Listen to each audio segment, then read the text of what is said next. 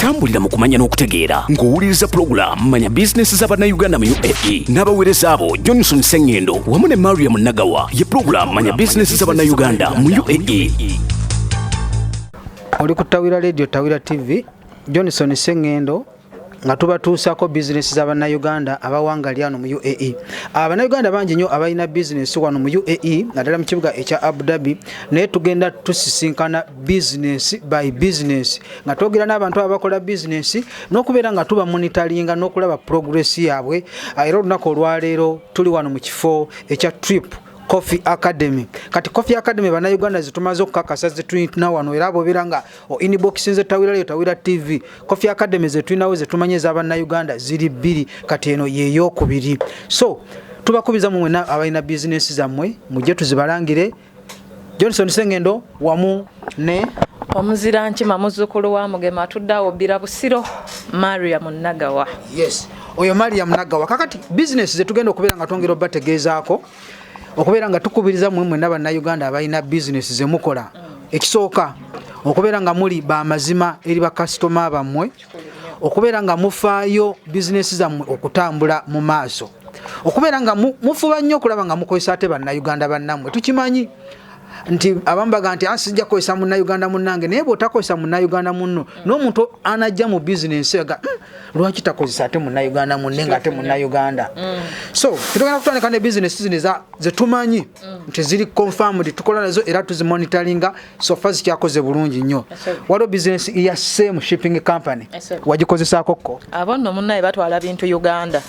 Ate nno nga Mariam Foundation Uganda ekwataganira wamu ne Same Shipping Company.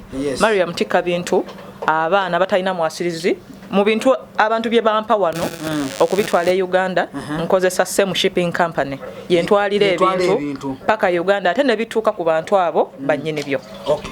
Kati aba Same Shipping Company twagala okubebaza kuba sofa mu kyakoze bulungi omulimu gwammwe era gwe wena ayagala okubeera ng'otwala ebintu e Uganda bamuwagidde. Ffe tubeera eno nga tubalondoola.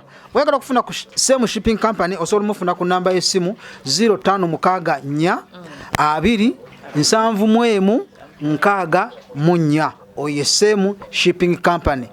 Ebintu byo bwobeera bimutisse osasula bimaze okutuuka, naye ate ne bwosasula nga tebinaba kutuuka tekiina buzibu. Era twongera okubajjukiza nti gwe wena atikane Same Shipping Company biba ku mazzi biba bya myezi ebiri ate weziba ku nnyonyi ndowooza eba mu nnaku 5. Kyakubiri e Uganda offices za Same zisangibwa Kayunga wa Kisoro Road ku luguudo lw'e Nansana. Abantu abamu tebaba tebayina store oba offices naye Same Shipping Company ali Kayunga ku Kisoro Road. Yes. Kati ekirala Same Shipping Company kyabasabye nti bwakutegeeza nti ebintu bye bituuse fuba ogenda obijja ku store bw'osussa omwezi gumu oba n'ebbanga eddako ate ojja kuba osasulayo ka charges. Toga nti ebintu bimaze okutuukako bireke bibeerawo ku store kubanga aba alina okuleeta ebintu ebirala. Saba ogende ku business endala y'Abannayuganda. Business katugende ku Trip Coffee Academy. Trip Coffee Academy bano nno basomesa babalista abakola buchaayi. Ebintu ebyo ebyokunywa ebirungi ne bino babikola kati kano okalaba bakankoledde naye empulira tekannanva ku mumiro. Abaana ekintu kye bakola kye kiri ku mulembe. Kyakubiri abantu bangi abaguddewo nnyo Coffee Academies naye nga bakola ebintu ebitaliiyo, naye ensuubiro tubadde luli tumanyi Sipi Coffee Academy. Naye ate obudde buno eyo kubifenga ffe aba Taweelah Radio TV gye tukonfaminze nti ekola bulungi ate era ekozeseza abaana bafulumye bafunye n'emirimu. Obudde buno tumanyi Trip Coffee Academy nti be bannamba 2 okubanga basomesa abaana babalista ate okufuluma wabweru okufuna emirimu. Abantu bano academy yabwe esanga ku Madinati Zaid. Abamanyi Madinati Zaid ojja ku Lifeline oyambuka ku Madinati Zaid, abamanyi ku West Zone oba otuusaawo. Ate ne wogamba nti anze kanzigire ku map bandagirire osobola kubakubona ku namba y'essimu eri 0522 27 88 49 endala eri 0527 81 77 tutu abo be bannaffe aba Tulip Coffee Academy basomesa abaana abakola buchai abakola ebyokunywa juice kati nno abo bonna betukolagana nabo tugenda kufuba nnyo kuba followinga era twebaza mwe n'abalaba video zino okujja mu box okukomentinga bonna yonna challenge gye basanga ffe tubasinkana directly tulina amasimu gaabwe in case of any challenge gy'obasanzeemu we can easily contact those people okulaba nga batereze ensobi eyo oba n'okwebaza ebirungi byonna bye babeera bakoze kati waliwo bannaffe abalala abasipi mubadde mubamanyi nnyo tubale tulanga nabo abasipi Coffee Academy nga basangibwa ku Electra Street nabo ba training aba baristas nonno fe betuba tulangira omuntu tumanya nti wabeerawo omuntu ng'abadde akola ekintu kyekimu n'omulala najja tewabaawo buzibu kubanga business mugiberamu abantu abangi bw'oba ojjuza abayizi basobola okugendako ewala ne basoma bw'oba olina kyoyagalayo oba resources zikuweddeko oba osobola okuddukira ewaani ewa munno kati abo bwe baba nga bazze mu business abantu abasukka mu babiri omuntu oba olina kukola bulungi osukulume ku munno oba oli awo osanga nti luli tubadde tumanyi gundi naye ate ono akikuba ensangi zino mu ngeri emu oba endala exactly kakati abasipi Coffee Academy basangibwa ku Electra Street ku ADCB Bank Headquarters waliwo ekizimbe obeera ogenda kusooka bw'ogenda mu floor ey'okubiri ojja kuba obasanga owali ne office za Speed Express kati bwe tugenda ku business endala eya Kampala Katale soko jogereko eyo no Kampala Katale restaurant duli abanayuganda wadde babu Katale restaurant oba Kampala market kati tuina Kampala Uganda restaurant tusoke tugiveeko kati tuina Kampala Katale food staff abo batunda mmere ya kina Uganda duli abantu emmere wadde bagigula mu buyembe obuyembe obumu abantu abamu tetubugendamu ne wabaliwo ettooke nga linyirira ne kasita bagamba nti balitunda mu kayembe kawali ogamba kanfa obukalaga oba sirira naye Kampala Katale balina ekyenjawulo kye bakoze bano nno bali licensed nga woolaba obutale bwe Uganda batunda amatooke enanansi buli kimu kyomanyi ekye Uganda bakina bano nsobola okuga nti basangibwa ku Hamdan Street emabega wa Wendy's ng'oyise ku KFC okulira na Russian Embassy ojja kuba bafuna butereevu nnyo balina buli kimu ekiri fresh miyembe nanansi simanya muwoga akina biki byonna ekyennyanja ekikalu ebintu biva e Kampala byonna nga biri biri talatibu nga luwombo lw'amagi bawe namba y'essimu enamba y'essimu eya Kampala Katale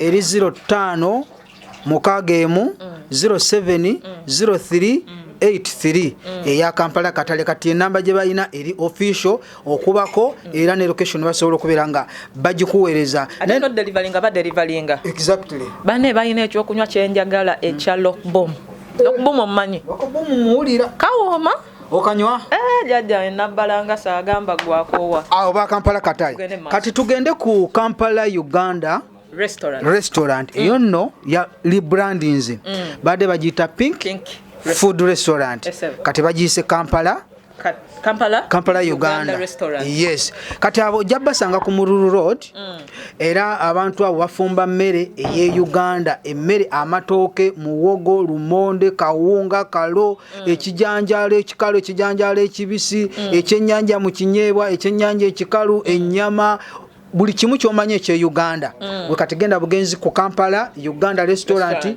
ku Mururu Road ojja kubeera ngo bafuna osobola bafuna ku namba y'essimu eri 05 mukagemu 27 32 21 ojogerako kyeyo Kampala ate nonze kyonso bagamba omuntu ayinza obuzaabuzibwa gwe ne wogenda wali pink kuba abantu abamu erinnya lyali likutte pink naye ate kati bakyusiza kwe kugiyita Kampala Uganda kati gwe ne wogenda bugenza wali pink ojja kuba bafuna bulungi tebafumbya mmere beereka batyo bafumba bulungi nalyawo akamere mukulu Johnson era kati wendya bafuma emmere erikiriya mu ngeri ey'enjawulo soko oyogere ku Mariam Foundation Uganda kati ate tugenze ku Mariam Foundation ate eno yo si business wabula charity work charity work omukyalo ono byakola gwe nnyini gwendi naye CEO si byakufunamu ssente nti ate ali mu business wabula nga maama omuzadde ayagala abantu okubeera mu mbeera ennungi kati gwe wonna Munnayuganda kino tukwegayirira twagala kutufuna centers zaffe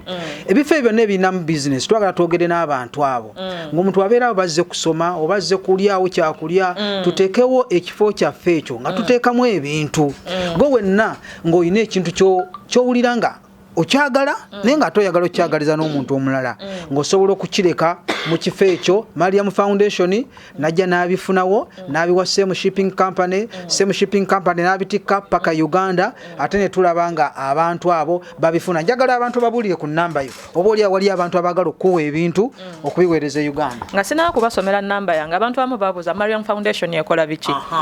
Mariam Foundation okumanya byekola osobola ogenda ku Facebook ojja sangayo Mariam Foundation Uganda following page eyo ojja kuba olaba byofuna. Naye ate n'ekirala abantu Mariam lwaki natandika Mariam Foundation Uganda abantu abamutukula nga tetuyambiddwako bazadde baffeffekka nga abantu ab'enjawulo batuyambye. Obudde buno osobola osanga Johnson omwana nga ali ku street n'omugala lwaki tewasomye sirina kalamu ya shillings 2 nti lwaki tewasomye sina black book yaba ya 10 omwana n'omusanga ali bwerere ku kintu ekitone nnyo n'osanga omukadde alina abasukulu naye nga bamaze wiiki n'ama tebafuna kyakulya abaana abo nga tebayina ngoye. Kati nga Mariam Foundation Uganda yavaayo okudduukirira ku muntu oyo. Tuyina mu maaso tuyinayo ekirowoozo ekigamba nti tujja kuba tuwa n'abaana bursaries naye obudde buno being that tetunafunya noba sponsors ffe ng'abantu ffe tweteekamu tuyina essuubi lyakyo ey'okukitwala ku ddaala eddala. So obudde buno tuli ku mutendera ogwo kwambaza ku baana abayita obwereere abaana sirina bi requirements za ssomero abakadde bano abatalina byakulya tubakyalirako mu ngeri ey'enjawulo. Ntwala omukisa guno nkulu Johnson nga nsinzidde ku Taweelah Radio TV okwebaza ku bantu abasobodde okumpa ku bintu. Okusookera ddala neebaza omukulu Zaid the Brazilian Zaid Zedinho banange thank you so much. Omwami oyo simanyi anjagadde n'ebyenkya ankoledde omulimu mu Mariam Foundation Uganda. Abantu bangi waliwo omukyala alishawo gye bamuyita Karo yampa ebintu. I have a friend of mine, she's called Miss Fatuma Saleh. I appreciate, thank you so much. Abantu bangi Johnson abampadde ebintu sisobola bamalayo nenga mwenna bannaye mbebaliza wamu mwebale nnyo mwebalire ddala. Pozi n'ekirala abantu badde bagamba nti Mariam Foundation nangira semu naye si gwe nkozesa. Bantu bangi bakiŋŋambyeko banna ebintu bya Mariam Foundation biyita mu Same Shipping Company yabintwalira e Uganda ate ne bibanga bituuka ku bannyiniyo naye nga mu following Mariam Foundation Uganda okumanya ekola etya emirimu gyayo ne webeetuuse Uganda abantu betugabira ebintu byonna tubiteekayo butereevu bulungi nnyo. Bawe ku namba yo y'essimu. Namba yange y'essimu eri 055 446 5563. Pozi n'okumanya ebisingawo awo nja kubanga omukulu nina spokesperson omukulu Zavida Mixada Fixa ajja kubanga ate abawo information esingakaawo. Okay. Bwetu tugenda okubanga tunzika program y'olunaku olwalyo naye nga tusaba gwe wenna munna Uganda olinayo business gy'oyagala okulanga ekitulemesa okulaakulana kubeera nga tetulanga ekitulemesa okulaakulana kubeera nga tumanyi nti twamalako batumanyi naye okulanga kulina okusigala nga kugenda mu maaso kuba obeera ng'olina abantu 10 bakumanyi babadde olede mu UAE waliwo ate abayingira obuyingizi mu UAE abeetwaga okumanya waliwo bajjira ku visit visa nga lyandyagadde okunywa kachayi yanga ndyagadde okulya kamere naye nga takumanyi so okulanga twetaaga tukongere maaso ate ne bannayuganda tubasaba okuwagira bannayuganda bannammwe siraba lwaki ogenda okusoma wa balista ewantu ewalala mu b'ensi endala nga tulina bannaffe bannayuganda agenda okusomesa mu lulimi lwo agenda okuga nti akino ekikoze bubi kugamba ayogere ekintu ng'okitegeera ate obuuze n'ebibuuzo mu lulimi oluba olyawo lw'oba otegeera. Tugenda kubeera nga twongera okulanga business z'abannayuganda all over UAE wonna wooli. We are ready okujja tu supporting business yo nga tugikuba abantu mu maaso bagimanye. Omwezi nga gutandika n'omwezi nga guli makati tugenda kubeera nga tukyalya business ez'enjawulo era nga tubawa biki ebifa ku business eyo. Nsaba ng'osenga tumaliriza obikuba otumira n'obubaka obusembayo. Ntwala akakisa nno okutumirako abantu bonna mu UAE abatulaba abafollowing Mariam Foundation Uganda n'abatali mu UAE naye nga mu following Taweelah Radio and TV. Ntumirako Uganda Cranes Abu Dhabi omuli bakyali bange bangi. Ntumirako Kasukali Abu Dhabi FC mulimu bamikwano gy'emingi sisobola bamalayo. Ntumirako mu ngeri ey'enjawulo nzikiriza ntumireko omukulu nga mwawudde bamuyise Zaid Zedinho the Brazilian omusajja oyo ampagidde nnyo Zaid Zedinho the Brazilian bambi thank you so much.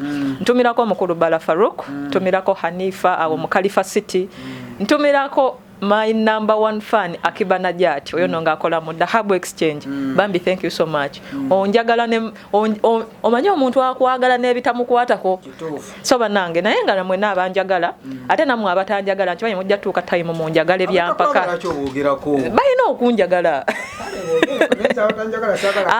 nze mbamanyi nti ndi role model wawe bajja kunjagala so bane mu ngeri enjawulo munzikirize mbere nga se tubeeresa mu ngeri enjawulo akuume atakuumira mpeera. Okay, oyo ye Mariam Nagawa ate nga ayina project gye bayise Mariam Foundation era mu ngeri enjawulo twagala okusaba gwe na Uganda oyinza okuba tolina business nga yiyo naye ng'olina gy'okolera nayo twagala okupromotinga mu business eyo gy'olimu abantu bo abakukozesa bakumanye ng'olanga business zaabwe mu ngeri ey'enjawulo katulaba nga mukyala Najat akolera ku Dhahabu atutunda mugundi mu business eyo ate naffe tusobola omutunda nga tugenda ntoga nti bannaye nga bwotuuka ku business eyo nga Munnayuganda taliiwo gosooka okubuuza kiba kiraga nti omuntu oyo alina impact abeera alina impact. Tulinayo muganda waffe Ronnie Ssenyonjo akola mu instant cash kati omuntu ng'oyo tulina omuwagira buli we tulaga ntubuuza Ronnie Ssenyonjo aliwa Ronnie Ssenyonjo atukoledde bw'ati tupromotinge Bannayuganda bannaffe abakola mu bitongole oba mu departments ez'enjawulo. Wano tugenda okukoma twagala okwebaza mwenna abagoberera Taweelah TV tukulaakulane nga tuli wamu nga Bannayuganda nga tukulaakulanya bizinesi z'abannaffe nga tuziwagira mubeere bulungi mweraba. Assalamu alaikum wa rahmatullahi wa barakatuh. Tambulira mu kumanya n'okutegeera ng'owuliriza program Manya Business z'Abannayuganda mu UAE n'abaweereza abo Johnson Ssengendo wamu ne Mariam Nagawa ye program Manya Business z'Abannayuganda mu UAE.